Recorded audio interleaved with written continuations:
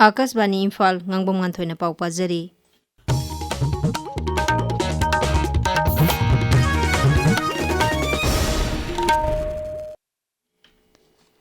Manipurda census amasung delimitation pangthoktringay mamangda 1998 da yumpham oiraga rajya sida leiba ain kaina changsilakpa mapan lebaki mitopsing hana khandoktuna maribakta halhankhinaba Rajya Sabha gi MP ningthau leisemba sana jawbana kendra sarkar taksinkhre. Hiramasigi matangda Rajya Sabha da special mention oina pukhaladuna MP leisemba sana jawbana hai kendra gi griha mantraloina sahi asigi me 18 da rajya singda cherol ama tharaktuna Bharata ain kaina changlaktuna leiriba Bangladesh amasung Myanmar machasing tha amagi manungda khandoktuna maribakta halhannaba wafam khanghankhi. Adumakpu hiramasigi matangda sabsaba thabak lokhatpadi udri mangna hai ain kaina leisiliba mitopsing hana khandoktana census operation amasung delimitation tawba haibasina khunaida leitadaba phibam ama thohalakpada natana yelhomi singi sangvidhana piriba hak adu matpibani haina lowi mangna hai Saukhat tharangi thabak sing paikhatpa amadi planning tawbada delimitation amasung census tawba haibasi yamna maru oi. Manipur gi oinadi 2001 amasung 2013 da pangthokiba census data adu hojik phawba tongan ba maikaidagi lakpa wakhat lakpana sayetna duna leiri haina mahakna makha takhi.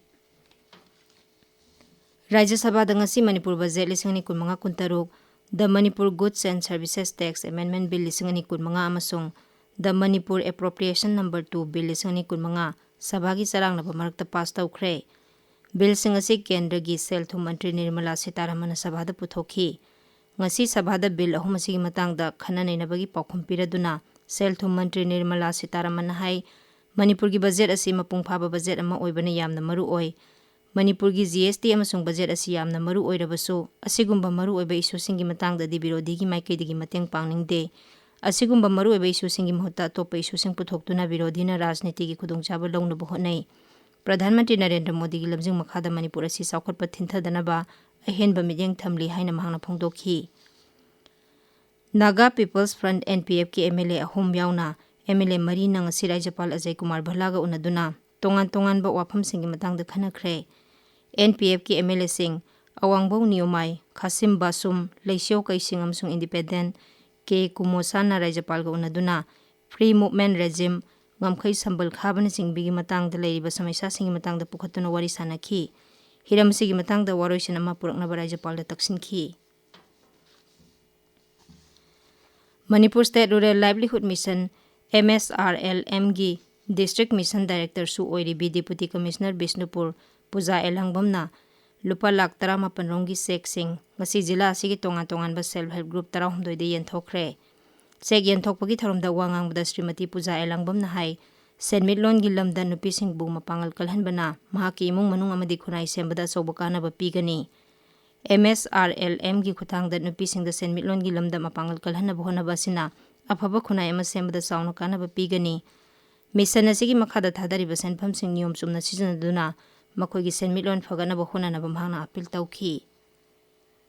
Manipur State Commission for Women amasung Kamjong District Federation of Lambs Limited na puna sinduna Leadership Development for Women in Cooperative Society haibasigi matangda nongmagi oiba workshop ama Kamjong Jilagi Phungyar Community Hall da ngasi pangthokre. Thauramadu commission asigi chairperson Thumlip Teningpham Monsang Kamjong District Federation of Lambs Limited ki president Napoleon Saija yauna miyo kya saruk yakhi. Yorembamda leiba 132 by 33 kV power transformer samjin sajin bagi thabuk sathagadaba leibana mafam kharada ayuk amasung numidang wainamgi matamda pali naina load shedding leiragani. Load shedding leigadaba substation sing adudi Yorembam Iroisemba Lamphel Leimakhong Khuman Lampak Kangla Imphal Power House Substation Mantripukhi Civil Secretariat Ibudau Marjing Nilakuthi amasung Sengmai Substation singni. Transformer samjin ba loidriba phawba load shedding asi leigani haina MSPCL gi Deputy General Manager na khanghalakli.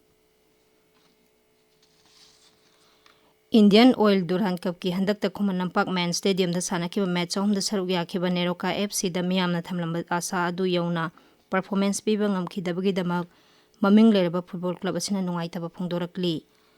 Neroka FC gi General Secretary Dr. Moirangthem Manimohan na thadorokpa cherol amada Football Club asibu nungsibiba Manipur gi miyamna pangbirakhiba matengsing adugidamak thagatpa phongdorakli.